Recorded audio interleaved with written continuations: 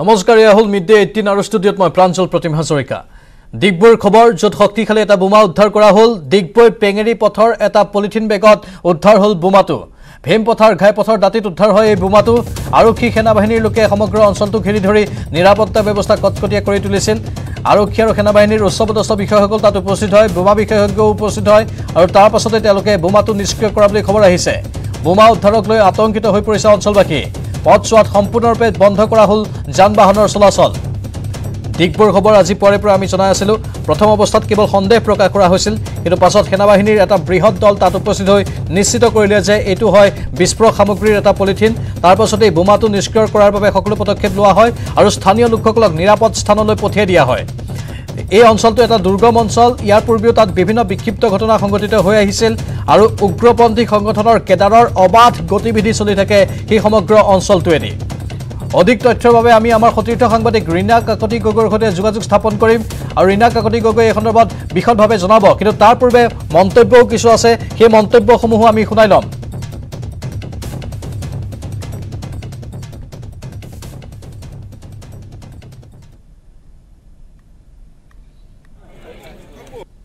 এতিয়ালৈকে আমি এই বিষয়ত মন্তব্য কৰা অনুচিত কাৰণ ইয়াত আমি সন্দেহ কৰা বস্তুটো কি হয় তাৰ ওপৰত আমি নিৰ্দিষ্ট হৈ লোৱাৰ পিছতে বাকিখিনি কথা ক'ব পাৰিম তথাপিও আমি সকলো দিশ চালিজাৰি চাই আমাৰ সুৰক্ষাজনিত যিখিনি ব্যৱস্থা ল'ব লাগে লৈ থকা হৈছে আৰু এইটো যে বম সেইটো আমি এতিয়াও ধাৰণা কৰিব পৰা হোৱা নাই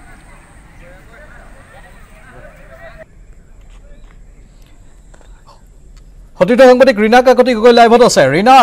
কিছু সময় পূৰ্বৰীয়া ভাষ্য কিন্তু এই মুহূৰ্তত কি শেহতীয়া তথ্য আছে বম বুলি নিশ্চিত হৈছেনে আৰু কি তথ্য আছে আপোনাৰ লগত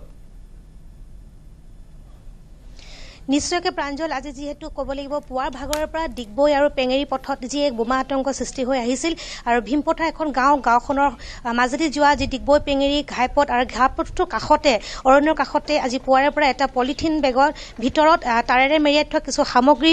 বিস্ফোৰক সামগ্ৰী উদ্ধাৰ হৈছিল তাৰ পাছৰে পৰা যিহেতু ইয়াত স্থানীয় লোকে প্ৰত্যক্ষ কৰি ডিগবৈ আৰক্ষী আৰু সেনাবাহিনীক খবৰ দিয়ে আৰু সমগ্ৰ ঘটনা যি প্ৰত্যক্ষ কৰাইছে মোৰ সহযোগীয়ে এনেদৰে খবৰ দিয়াৰ পিছত ইয়াত আৰক্ষী আৰু সেনাই গিজগিজাই সমগ্ৰ অঞ্চল কটকটীয়া নিৰাপত্তাৰ মাজত আগুৰি ধৰি আৰু সমগ্ৰ গাঁৱৰ লগতে ঘাইপথছোৱা তেওঁলোকে সিল কৰি দিছিল কোনো লোকক ওচৰলৈ আহিব দিয়া নাছিল আৰু তদন্ত অব্যাহত ৰাখিছিল যে এই বিস্ফোৰক সামগ্ৰীখিনি কি হয় আচলতে কেনেদৰে এই সামগ্ৰীখিনি ইয়াত আছিল সকলোখিনি তেওঁলোকে নিজস্ব মগীয়াকৈ তদন্ত আৰম্ভ কৰিছিল আৰু কিছু সময়ৰ পিছত যিহেতু ইয়াতে দিনজানৰ পৰা সেনা বিশেষজ্ঞৰ দল আহি ইয়াত উপস্থিত হৈছিল আৰু তেওঁলোকেও নিজাবগীয়াকৈ ইয়াতে তদন্ত স্লিপাৰ ডগ আৰু বিভিন্ন ধৰণৰ তেওঁলোকে সামগ্ৰী মেচিন আনি ইয়াত পৰীক্ষা নিৰীক্ষা কৰিছিল আৰু ইতিমধ্যে বহু সময় পৰীক্ষা নিৰীক্ষা কৰাৰ পাছত শেষত যিহেতু পোহৰলৈ আহিছে এয়া নিউজ 18 দৰ্শকক আমি প্ৰত্যক্ষ কৰি আছো পোনপটীয়াভাৱে যে শেহতীয়াকৈ ইয়াতে যিহেতু তেওঁলোকে নিশ্চিত কৰিছে যে এই যি বিস্ফোৰক সামগ্ৰী এই সামগ্ৰীখিনি শেষত গৈ এটা বোমা বুলি নিশ্চিত কৰিছে আৰু যিহেতু ইয়াত শক্তিশালী বোমা ইয়াতে যিহেতু হস্তনিৰ্মিত এক বোমা বুলি তেওঁলোকে এতিয়া বৰ্তমান নিশ্চিত কৰিছে আৰু বৰ্তমান চৌদিশ এতিয়া তেওঁলোকে আৰু অধিক সক্ৰিয় কৰি তুলিছে কিয়নো ইয়াতে যিহেতু ঘাইপথ এই ঘাইপথছোৱাত অজস্ৰ লোক অহা যোৱা কৰে ৰাষ্ট্ৰীয় ঘাইপথত আৰু ইয়াতে যিহেতু দেখা যায় বহু ধৰণৰ ব্যৱসায় বাণিজ্যৰ মেইন ৰাষ্ট্ৰীয় ঘাইপথ এইটো বহু যান-বাহন চলাচল কৰে কিন্তু সকলোখিনি ইয়াত যিহেতু বন্ধ কৰি দিছিল আৰু কাষতে যিহেতু এখন বিদ্যালয় আছিল আৰু বিদ্যালয়খনো সম্পূৰ্ণ ছাত্ৰ ছাত্ৰীসকলক যিহেতু আজি ছুটি দি দিছিল সোনকালে ইয়াতে যিহেতু প্ৰৱেশ নিষিদ্ধ কৰিছিল আৰু তাৰ পাছতে দেখা যায় ইয়াত সেনাৰ উচ্চপদস্থ বিষয়াসকল আহিছিল আৰক্ষী বিষয়াসকল আহিছিল SDPO লগতে আৰক্ষী প্ৰশাসনৰ সকলো লোক ইয়াত উপস্থিত হৈছিল আৰু জানিব পৰা মতে কিছু সময়ৰ পিছতে যিহেতু তিনিচুকীয়া জিলাৰ SP ইয়াত উপস্থিত হ'ব আৰু সেই বোমাটোৰ ওপৰত তেওঁলোকে বৰ্তমান এতিয়া বস্তাত বালি মাটি ভৰাই সেই বোমাটো দিবৰ বাবে ইয়াতে সকলোখিনি হাতত ব্যৱস্থা গ্ৰহণ কৰি আছে আৰু চৌদিশে ড্ৰাম ৰঙা ফ্লেগ আদি আঁৰি দিছে আৰু সমগ্ৰ ঘটনাক লৈ এতিয়া চৌদিশ আতংকই বিৰাজ কৰিছে প্ৰাঞ্জল আৰু ইতিমধ্যে ক'ব লাগিব আৰু কিছু সময়ৰ পিছত তেওঁলোকে এই বোমাটো এটা নিৰাপদ স্থান বিচাৰি নিষ্ক্ৰিয় কৰিব আৰু বহু সময় লাগিল কিয়নো এই সন্দেহজনক যি বিস্ফোৰক সামগ্ৰী আছিল সেয়া বোমা আছিল নে বিস্ফোৰক সামগ্ৰী নে অন কিবা ইয়াকে লৈ এক সন্দেহৰ আৱৰ্তন আছিল কিন্তু শেষ মুহূৰ্তত সকলো ধৰণৰ তদন্তৰ অন্তত বহু মেচিনে পৰীক্ষা কৰাৰ পিছত দেখা যায় যে এক বোমা বুলি যিহেতু শেষত নিশ্চিত কৰিলে আৰু এটা কথা উল্লেখনীয় বিষয় যিহেতু ডিগবৈ এই পেঙেৰি বৰডুমচাৰ যি পথ এই পথছোৱাত ক'ব লাগিব পূৰ্বতো বহু ধৰণৰ ঘটনা সংঘটিত হৈ আহিছে আৰু এই পথছোৱাত পূৰ্বতে এক উগ্ৰপন্থী গিজগিজাই থকা এটা পথ আৰু ইয়াত বহু ধৰণৰ ঘটনা পূৰ্বতো বোমা বিস্ফোৰণৰ পৰা আৰম্ভ কৰি বহু ধৰণৰ ঘটনা সংঘটিত হৈ আহিছে ঠিক যিটো সময়ত আলফা চেতনে এক শান্তিপূৰ্ণভাৱে সকলো ধৰণৰ সমস্যা সমাধানৰ পথ বিচাৰি উলিয়াইছে ঠিক তেনে সময়তে এনেধৰণৰ হঠাৎ আজি ডিগবৈ পেঙেৰী পথত এনেদৰে এক বিস্ফোৰক সামগ্ৰী অৱশেষত যিটো বোমা বুলি নিশ্চিত হৈছে এই উদ্ধাৰৰ ঘটনাই সমগ্ৰ অঞ্চলত এক চাঞ্চল্য বিৰাজ কৰাৰ লগতে স্থানীয় ৰাইজৰ মাজত আতংক বিৰাজ কৰিছে আৰু বৰ্তমানে ক'ব লাগিব কিছু সময় পিছত ইয়াত যিহেতু এই বোমাটো কোনো নিৰাপদ স্থানত লৈ গৈ ইয়াতে নিষ্ক্ৰিয় কৰিব আৰু ইতিমধ্যে সেনাৰ বিষয়াসকল উপস্থিত হয় সমগ্ৰ ঘটনা তন্নতন্নকৈ তদন্ত আৰম্ভ কৰিছে আৰু ইয়াত যিহেতু এডিশ্যনেল SP চিকিউৰিটি ব্ৰাঞ্চৰ যিজন হেড দুৰ্গেশ্বৰ পেগু তেওঁ ইতিমধ্যে উপস্থিত হৈছে সমগ্ৰ ঘটনা তেওঁ নিজে হাতত লৈ সকলোখিনি তদন্ত অব্যাহত ৰাখিছে আৰু কিছু সময় পিছত এই বোমাটো নিষ্ক্ৰিয় কৰিবলৈ সফল হ'ব বুলি আমাক যিহেতু আৰক্ষী লগতে সেনাবাহিনীৰ লোকে জানিবলৈ দিছে প্ৰাঞ্জল ৰীনা কাকতি যেহেতু এই বোমাটো এতিয়া স্পষ্ট হৈছে যে তাত কোনো হয়তো উগ্ৰপন্থী সংগঠনৰ কেডাৰে সংস্থাপিত কৰিছিল কি সন্দেহ প্ৰকাশ কৰা হৈছে কাৰণ অবাধ গতি সেই অঞ্চলটোত আমি পূৰ্বে উগ্ৰপন্থী সংগঠনৰ দেখিবলৈ পাইছিলোঁ আৰক্ষীৰ তৰফৰ পৰা কি কোৱা হৈছে কি লক্ষ্য আছিল বা কেনে ধৰণৰ লক্ষ্য হ'ব পাৰে কিয় তাত সংস্থাপিত কৰা হৈছিল এই বোমাটো হয় প্ৰাঞ্জল যিহেতু ক'ব লাগিব যেতিয়া বহু সময়লৈকে সেই বোমাটো পৰীক্ষা নিৰীক্ষা কৰা হৈছিল যে প্ৰকৃততে সেয়া বোমা আছিল অন্য কিবা সামগ্ৰী আছিল তাৰ পাছত দেখা যায় যেতিয়া আৰক্ষী প্ৰশাসনৰ লগতে সেনাবাহিনীৰ উচ্চ পদস্থ বিষয়াসকল ইয়াত আহি উপস্থিত হৈছিল তেওঁলোকে অৱশেষত যেতিয়া তেওঁলোকৰ নিজস্ব মেচিন ব্যৱহাৰ কৰি যেতিয়া পৰীক্ষা কৰি শেষত সিদ্ধান্ত লৈ তেওঁলোকে নিশ্চিত কৰিলে যে সেয়া এক বোমা শক্তিশালী বোমা কিন্তু হস্তনিৰ্মিত বোমা বুলি যিহেতু আমাক জানিবলৈ দিছে কিন্তু বৰ্তমানো সম্পূৰ্ণভাৱে কেমেৰাৰ আগত যিহেতু মন্তব্য প্ৰকাশ কৰা নাই সেনাবাহিনীৰ বিষয়াই কিয়নো তেওঁলোকে বৰ্তমানে কৈছে বোমাটো নিষ্ক্ৰিয় কৰিব তাৰ পাছত তেওঁলোকে যেটো আমাৰ আগত মন্তব্য দাঙি ধৰিব কিন্তু বৰ্তমান আৰু এটা কথা ক'ব লাগিব এনেদৰে এটা পথ যিটো পথত দৈনন্দিন যান বাহন চলাচল কৰি থাকে সেই পথছোৱাৰ কাষতে এখন গাঁও লাগি আছে যিটো বহু লোকৰ বসবাসস্থলী কিন্তু ডিগবৈ পেঙেৰী এই পথছোৱাৰ কাষত কোনে এনেদৰে বোমা সংস্থাপন কৰিলে কোনে এনেকৈ ৰাখিলে বা কোন ধৰণৰ সংগঠন ইয়াত জড়িত হৈ আছে উগ্ৰপন্থী সংগঠন ইয়াকে লৈ এতিয়া কোনো ধৰণৰ কথা স্পষ্ট হোৱা নাই কিন্তু বৰ্তমানে তদন্ত অব্যাহত আছে আৰু সকলোখিনি সেনাবাহিনীৰ লোক ইয়াত এতিয়া উঠি পৰি লাগিছে যে বোমাটো কেনেদৰে নিষ্ক্ৰিয় কৰিব পাৰি কিয়নো এই অঞ্চলৰ এক আতংক বিৰাজ কৰি আছে আৰু বহু দূৰ ধৰি এই অঞ্চলটো এতিয়া বৰ্তমানে চিল কৰি দিয়া হৈছে কোনো লোককে ওচৰলৈ আহিবলৈ দিয়া নাই প্ৰাঞ্জল নানা থাকক আপুনি ৰীনা কাকতি গগৈ আৰু যেহেতু ইতিমধ্যে আৰক্ষী আৰু সেনাবাহিনীৰ দলে নিশ্চিত কৰিছে এইটো এটা শক্তিশালী বোমা হয় কিন্তু কোনে তাত সংস্থাপিত কৰিছিল কি উদ্দেশ্য আছিল সেয়া এতিয়ালৈকে স্পষ্ট হোৱা নাই কিন্তু আৰৰ তথ্যখিনি উদ্ঘাটন কৰিবলৈ সকলো চেষ্টা চলোৱা হ'ব তাৰ পূৰ্বে এই বোমাটো সুৰক্ষিত স্থানলৈ লৈ যোৱা হ'ব আৰু তাক বিস্ফোৰিত কৰা হ'ব অথবা নিষ্ক্ৰিয় কৰাৰ পদক্ষেপ গ্ৰহণ কৰা হ'ব আৰু আমি আপোনালোকক ধাৰাবাহিকভাৱে এই খবৰটো জনাই আছোঁ পৰৱৰ্তী সময়ত সেনাবাহিনীৰ উচ্চপদস্থ বিষয়া আৰু আৰক্ষীৰ উচ্চপদস্থ বিষয়াৰ মন্তব্যও আপোনালোকৰ বাবে আগবঢ়াম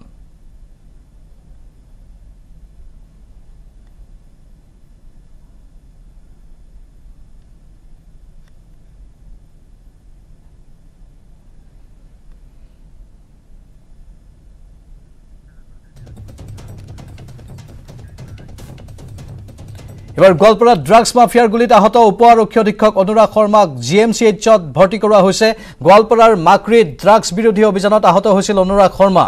গুৱাহাটী চিকিৎসা মহাবিদ্যালয় হস্পিটেলত বৰ্তমান চিকিৎসকে চোৱাচিতা কৰি আছে অনুৰাগ শৰ্মাক গুৱাহাটী চিকিৎসা মহাবিদ্যালয় হস্পিটেলৰ অধীক্ষক অভিজিত শৰ্মাই জনোৱা মতে বিশেষ চিন্তাৰ কাৰণ নাই অহা সপ্তাহত চিকিৎসালয়ৰ পৰা ঘৰলৈ যাব পাৰিব DSP অনুৰাগ শৰ্মা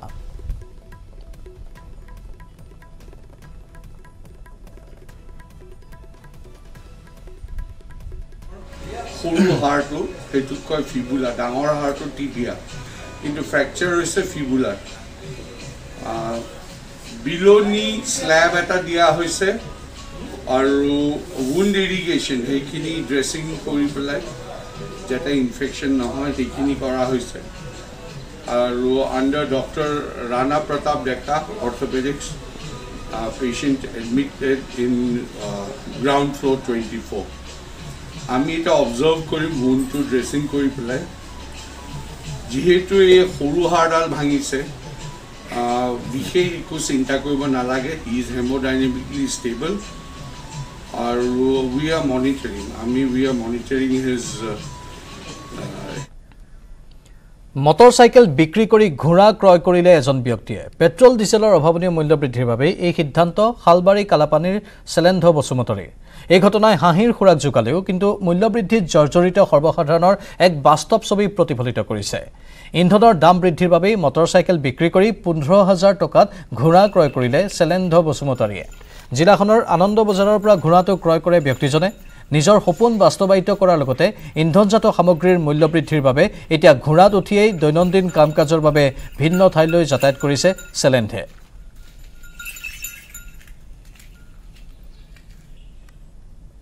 ঘোঁৰাটো হ'ল প্ৰথমত মোৰ মানে আশাটো পূৰণ কৰাৰ কাৰণে এইটো 1 নম্বৰ 2 নম্বৰত হ'ল মই বাইক বৰ্তমান কণ্ট্ৰল কৰিব নোৱাৰোঁ মানে তেল মই প্ৰডাকশ্যন কৰিব নোৱাৰোঁ ইয়াৰ কাৰণে ঘোঁৰাটো লোৱা হ'ল ঘোঁৰাত মোৰ খৰচটো কম বৰ্তমান আৰু ঘোঁৰাৰ লগত য'তে ত'তে যাওঁতে মোৰ কাৰণে বিৰাট ভাল আৰু মোৰ কামত কেতিয়াবা পথাৰৰ পৰা খেতি বাতি উঠাই আনাতে বহুত মানে সহযোগ বা আগবাঢ়ি আছে বুলি মই মই ক'ব পাৰিম গোসাইগাঁৱত পুনৰ আৰক্ষীৰ এনকাউণ্টাৰৰ খবৰ ড্ৰাগছ সৰবৰাহকাৰীলৈ আৰক্ষীৰ গুলীচালনা গুলীবিদ্ধ ড্ৰাগছ সৰবৰাহকাৰীটোৰ নাম মোহনলাল শুকুৰবাৰে শ্ৰীৰামপুৰত হেৰইন আফিংসহ গ্ৰেপ্তাৰ হৈছিল মোহনলাল ট্ৰাকৰ তেলৰ টেংকিত লুকুৱাই আনিছিল 20 কোটি টকাৰ হেৰইন আৰু আফিং আৰক্ষীৰ জিম্মাৰ পৰা পলায়নৰ চেষ্টা কৰোঁতে গুলীচালনা কৰে আৰক্ষীয়ে ট্ৰাক চালক মোহনলালৰ ঘৰ ৰাজস্থানত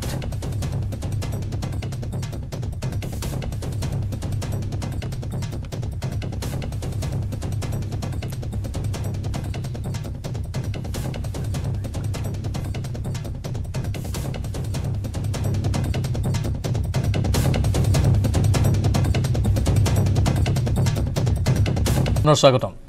অত্যাৱশ্যকীয় সামগ্ৰীৰ মূল্য বৃদ্ধিয়ে মাধমাৰ খুধাইছে সাধাৰণ জনতাক বজাৰত শাক পাচলিৰ জুই চাই দাম বজাৰত 1 কেজি জিকাৰ মূল্য এতিয়া 60 পৰা 80 টকা প্ৰতি কেজি তিতা কেৰেলাৰ মূল্য 120 পৰা 150 টকা প্ৰতি কেজি ভেন্দিৰ মূল্য 100 পৰা 120 টকা এটা জাতিলাওৰ দাম হৈছে গৈ 50 টকা ঠিক তেনেদৰে প্ৰতি লিটাৰ মিঠাতেলৰ দাম 30-40 টকাকৈ বৃদ্ধি পাইছে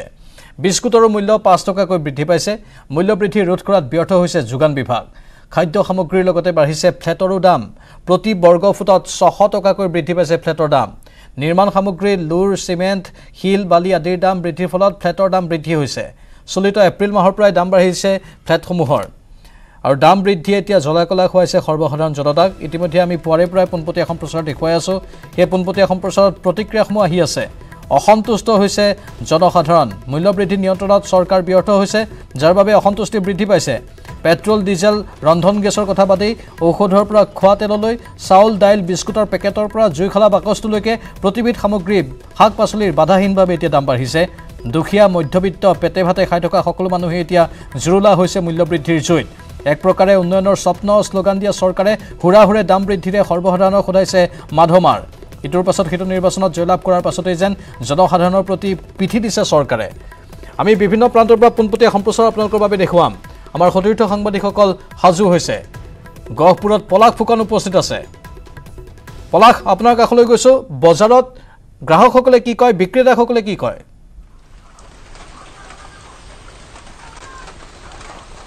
হয় নিশ্চয়কৈ প্ৰাঞ্জল প্ৰথমে ক'ব লাগিব বজাৰত মূল্য বৃদ্ধিৰ জুই জনসাধাৰণ এক প্ৰকাৰৰ অসহায় আৰু নিৰুপায় হৈ পৰিছে তেওঁলোকে কোনফালে মিলাব সকলো সামগ্ৰীয়ে অত্যাধিক মূল্য বৃদ্ধি উপাৰ্জন কম প্ৰাঞ্জল আৰু উপাৰ্জনলৈ চাই আকাশলংঘী মূল্য বৃদ্ধি সেয়ে বজাৰলৈ গৈ বা দোকানলৈ গৈ এতিয়া থমকি ৰ'বলগীয়া হৈছে চিন্তা কৰিবলগীয়া হৈছে কিবা এটা সামগ্ৰী ক্ৰয় কৰিবলৈ পূৰ্বতে যদি 1 কেজি কিনিছিল এতিয়া এপোৱা অথবা 100 গ্ৰাম 200 গ্ৰাম ক্ৰয় কৰিবলগীয়া হৈছে আৰু মই উপস্থিত আছো গহপুৰৰ দাসকলা অঞ্চলত এটি গ্ৰামাঞ্চল বিশেষকৈ গ্ৰামাঞ্চলৰ ৰাইজৰ ওপৰত অতি মাধমাৰ পৰিছে দুখীয়া শ্ৰেণীৰ লোক মধ্যবিত্ত শ্ৰেণীৰ লোকসকলৰ মূৰত ৰাম টাঙোন পৰিছে তেওঁলোকে উপাৰ্জনলৈ চাই তেওঁলোকে যি সামগ্ৰী ক্ৰয় কৰিব সেইসমূহ তেওঁলোকে এতিয়া পৰা নাই আৰু মই এখন ক্ষুদ্ৰ দোকানত আছো এগৰাকী মহিলাই এই দোকানখন চলাই আছে প্ৰথমে চাওক এনেদৰে পূৰ্বতে কিন্তু এই দোকানখনত সামগ্ৰীয়ে নদন বদন হৈ আছিল এতিয়া কেতিয়াবা নহৰু পিঁয়াজ জলকীয়া লৈ দোকানীগৰাকী বহিছে এফালে ব্যৱসায়ীসকলৰ সমস্যা হৈছে আনফালে গ্ৰাহকসকলৰ অত্যাধিক সমস্যা হৈছে ব্যৱসায়ীসকলে পূৰ্বতে কম টকাৰে দোকানখন ভৰাই ৰাখিব পাৰিছিল কিন্তু এতিয়া টকাৰ মূল্য বৃদ্ধি পাইছে আচলতে 10-20 হাজাৰ টকাও সৰু এখন দোকান তেওঁলোকে ভৰাই ৰাখিব পৰা নাই সামগ্ৰী বাইদেউ কওকচোন কেনেকুৱা সমস্যা আপোনালোকৰ আমাৰ বহুত সমস্যা হৈ আছে এতিয়া আগতে হেতু দোকানত কিমান ভালকে চলি আছিল আমি এতিয়া শাক পাচলিৰ দাম ইমান বেছিকে হৈ গৈছে আমি কিনিব নোৱাৰো এতিয়া আকৌ মিঠাতেলৰ দাম মোৰ সৰু দোকান আছে চাহ মিঠাই সব তাৰ পৰাই মই বিক্ৰী কৰো ব্যৱসায় কৰি আমি খাই আছিলো এতিয়া বহুত অসুবিধা হৈছে সেইকাৰণে বহুত কি কম আপোনাক আকৌ কিবা ক'বলৈ নাই মানে বহুতে অসুবিধাৰ কাৰণে এতিয়া দোকানকেইটা ভালকৈ চলাব পৰাই নাই এইটো চাওক আপুনি ভিতৰত কিবা অৱস্থাই নাই এতিয়া দোকানকেইটাৰ ন আগতে নিচিনা একোৱে নাই সেইকাৰণে আপোনাৰ লগত মই অনুৰোধ কৰিছোঁ শাক পাচলি চবৰ দাম আকৌ তেল মিঠাতেলৰ দাম বেছি হৈছে এতিয়া আমি বেছিকৈ উঠাবলৈ পৰা নাই আপোনাক অনুৰোধ জনাইছোঁ যে বস্তুকেইটাৰ দাম অলপ কমাই দিয়ক আপুনি দেখিছোঁ চাহ বিক্ৰী কৰি আছে এনেদৰে ফুটপাথত আগতে চাহ যদি 10 টকা লৈছিল এতিয়া 15 টকা ল'বলগীয়া হ'ব পাৰে আৰু 15 টকা ল'লে গ্ৰাহকৰ বাবে সমস্যা হয় গ্ৰাহকৰো উপাৰ্জন নাই কাৰণ গাঁও অঞ্চলত বিশেষকৈ কৃষিজীৱী ৰাইজ দিন হাজিৰা কৰি খোৱা লোক থাকে কি ক'ব হয় এতিয়া চবৰ দাম এতিয়া চাহ এটা বিক্ৰীও নাই বহুত কম হৈ গৈছে এতিয়া চবৰ দামটো বেছি হৈছে সেইকাৰণে আমাৰো চাহ বেছি কৰি বস্তুকেইটাৰ দাম বেছি বঢ়াবলৈ হৈছে চৰকাৰখনে আচলতে শুনা নাই নেকি সাধাৰণ ৰাইজৰ মনৰ যি আৰ্তনাদ সেইখিনি শুনা নাই নেকি আপোনালোকৰ মতে আমি কৈ আছো চবেই কৈ আছে এতিয়া কি ক'ম মই অকলে ক'লেতো নহয় চবেই ক'ব লাগে তেতিয়াই কমিব নিশ্চয় গ্ৰাহক আছে দাদা দোকানলৈ আহিলে এতিয়া দোকানলৈ আহি বস্তুৰ দাম শুনি কেনেকুৱা লাগিছে কি ক'ব আচলতে গোটেই বিষয়টো দোকানলৈ আহিলে আমাক এক বেয়াই লাগে কিয়নো আকাশলংঘী মূল্য বৃদ্ধি হৈছে কেতিয়াবা মিঠাতেলৰ দাম বাঢ়ে কেতিয়াবা চাউলৰ দাম বাঢ়ে কেতিয়াবা আলু পিঁয়াজৰ দাম বাঢ়ে কেতিয়াবা পেট্ৰল ডিজেলৰ এতিয়া দোকানলৈ আহিলে আমাক এনেকুৱা লাগে যে যাতে আমি কিবা এটা কিনিবৰ কাৰণে আমাক ভাবিব লাগিব যাতে পৰৱৰ্তী সময়ত এই মূল্য বৃদ্ধি ৰোধ হয় তাৰ কাৰণে মই সকলোকে অনুৰোধ জনাইছোঁ বিশেষকৈ মই উপস্থিত আছো গ্ৰাম্য অঞ্চলত আৰু গ্ৰাম্য অঞ্চলৰ ৰাইজৰ বেছিভাগ কৃষিজীৱী বা দিন হাজিৰা কৰি চলি থাকে সৰুকৈ দোকান এখন দি চলি থাকে যেতিয়া আপুনি ক্ৰয় কৰিবলৈ যায় হাতত 500 টকা লৈ তেতিয়া কেনেকুৱা এক অৱস্থাৰ সৃষ্টি হয় আপোনালোকৰ যেতিয়া 500 টকা লৈ আহোঁ আগতে বহুত বস্তু কিনিব পাৰিছিলোঁ কিন্তু আজিকালি ভাবিব লাগিব যে মিঠাতেল 1 লিটাৰ মিঠাতেলৰ দাম 200 টকা হৈছে চয়াবিনৰ দাম বাঢ়িছে তেনেকৈ আপোনাৰ লেচেৰা মাহ 100 টকাৰ তলত যোগান বিভাগ ব্যৰ্থ নেকি যোগান বিভাগ বুলি এটা ব্যাগুম বিভাগ আছে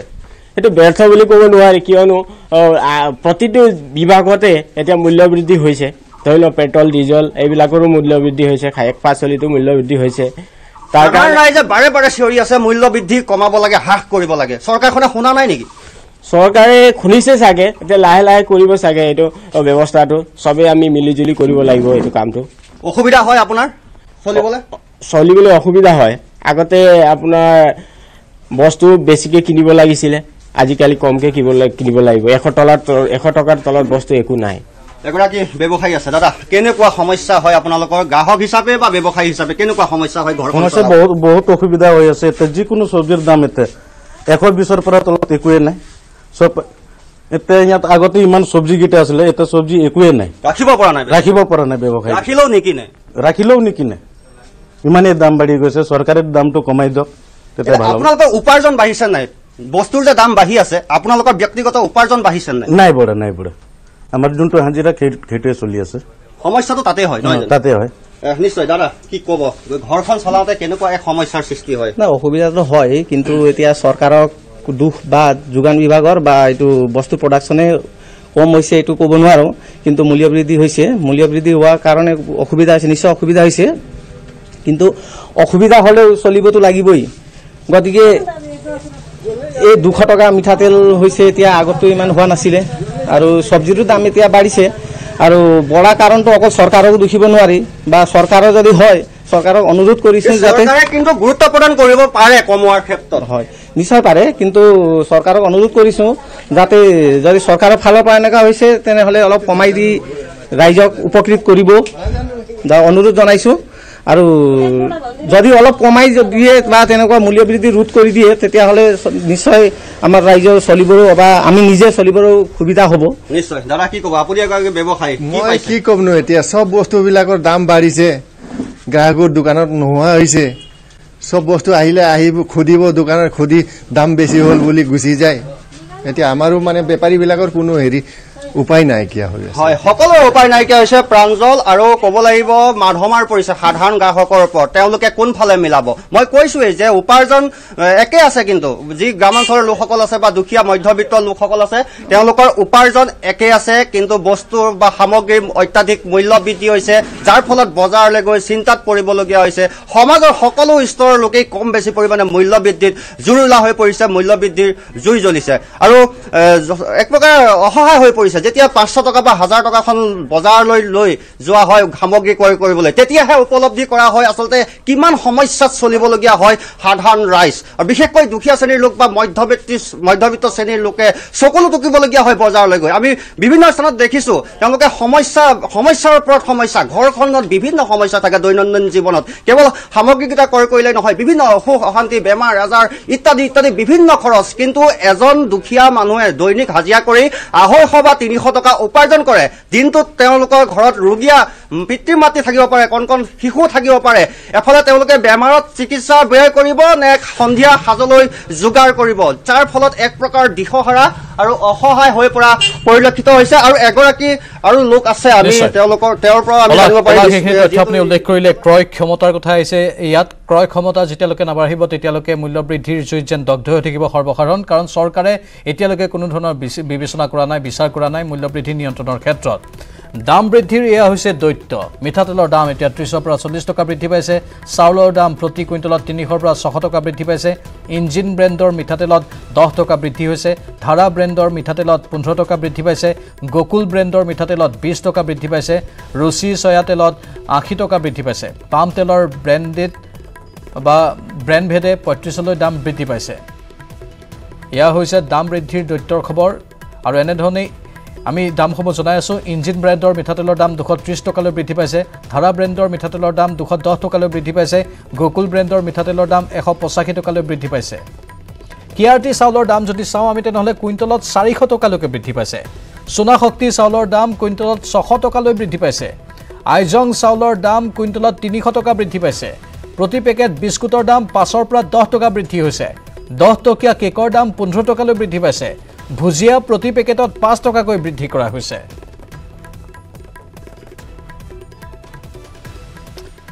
ধেমাজিৰ পৰা এবাৰ অধিক জনাব আমাৰ সতীৰ্থ সাংবাদিক মন বিকাশে শাসকীয় পক্ষৰ বিধায়কৰ মন্তব্য যে চেনি তেল চাহ কমকৈ খাওক আৰু এই মন্তব্যৰ পিছত এতিয়া সমগ্ৰ ৰাজ্যতে প্ৰতিক্ৰিয়াৰ সৃষ্টি হৈছে মূল্যবৃদ্ধিয়ে জুৰুলা কৰা সমগ্ৰ দেশ সমগ্ৰ ৰাজ্য আৰু এই মুহূৰ্তত আমি উপস্থিত আছোঁ ধেমাজি সদৰৰ এখন ক্ষুদ্ৰ ব্যৱসায়িক প্ৰতিষ্ঠান এখন হোটেল ব্যৱসায়ৰ লগত জড়িত এটা প্ৰতিষ্ঠানত আৰু এটা কথা উল্লেখ কৰিব লাগিব মই পোনে এটা দৃশ্যাংশ দেখুৱাইছোঁ এই যি ক্ষুদ্ৰ হোটেল ব্যৱসায় কৰি যিসকল লোকে পৰিয়াল পোহপাল দি আছিল বা সৰ্বসাধাৰণ ৰাইজে যেনেধৰণে আসলতে পৰিয়াল বা পোহপাল দিবলগীয়া হৈছে তেনে ক্ষেত্ৰত কিন্তু যথেষ্ট আহুকালৰ সন্মুখীন হৈছে আৰু বিধায়ক বা শাসকীয় পক্ষৰ জনপ্ৰতিনিধি যদি এনেধৰণৰ মন্তব্য হয় তেনেহ'লে প্ৰকৃতাৰ্থত ৰাইজ কেনেধৰণে আচলতে উপকৃত হ'ব সেয়া কিন্তু অতিকৈ বিচাৰ্য বিষয় আমি একা ব্যৱসায়িক প্ৰতিষ্ঠানটোৰ তেওঁলোকৰ গৰাকী আছে আমি তেখেতলোকৰ স্বত্বাধিকাৰী আছে আমি তেখেতৰ পৰা জানিব বিচাৰিম যে বৰ্তমান যিহেতু মূল্যবৃদ্ধি হৈছে হুৰাহুৰে মূল্যবৃদ্ধি হৈছে তেলৰ দাম বাঢ়িছে মিঠাতেলৰ দাম বাঢ়িছে ৰিফাইনৰ তেল বাঢ়িছে চাহপাতৰ দাম বাঢ়িছে চেনি দাম বাঢ়িছে প্ৰায়বোৰ সামগ্ৰীৰ দাম বাঢ়ি গ'ল এতিয়া আপোনাৰ হোটেল ব্যৱসায়ত কেনেধৰণৰ প্ৰভাৱ পৰিছে মোৰ হোটেল ব্যৱসায়ী এতিয়া মানে তেনেকুৱা লাভ হোৱাই নাই মানে যেনে তেনে মানে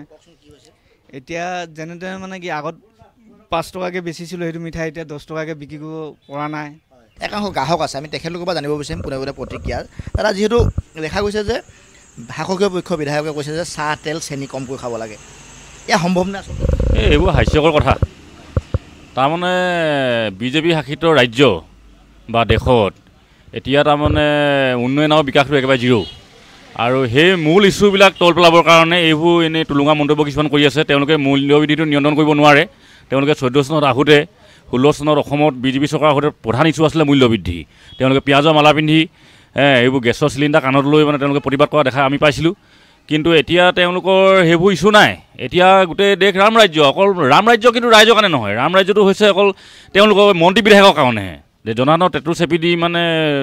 সেই পইচাটো লৈ গৈছে আৰু নি লৈ নিজৰ মতে এনজয় কৰি ফুৰিছেগৈ আৰু পুঁজিপতিক ঋণ মাফ কৰিছে পুঁজিপতিক ঋণ মাফ কৰিলে মানে দেশ উন্নতি হ'ব পাৰে নেকি আপোনাৰ মোক চেপিলে কেইটকা পইচা ওলাব কিন্তু পুঁজিপতিত যিবিলাক লাখ কোটি টকা মানুহ সিহঁতকে ঋণটো যদি ৰেহাই কৰি থাকে তেতিয়াহ'লে ক'ৰবাত দেশৰ উন্নয়ন আৰু বিকাশ হ'ব এইবোৰ টুলুঙা মন্তব্য এইবোৰ হাস্যকৰ কথা এইবোৰ তেওঁলোকে মূল ইছ্যুবিলাক তল পেলাবৰ কাৰণে এতিয়া চাকৰি দিব পৰা নাই কৃষকক মানে ঋণ মাফ কৰিব পৰা নাই কৃষকৰ কোনো উন্নয়ন নাই এতিয়া মই আকাশ অকল এই চাহ চব্জিয়ে নহয় আপুনি চব্জি বজাৰত যাওক না মুঠতে জনসাধাৰণ অসন্তুষ্ট ধন্যবাদ মন বিকাশ আৰু বাতৰিত পুনৰ সময় হৈছে চমু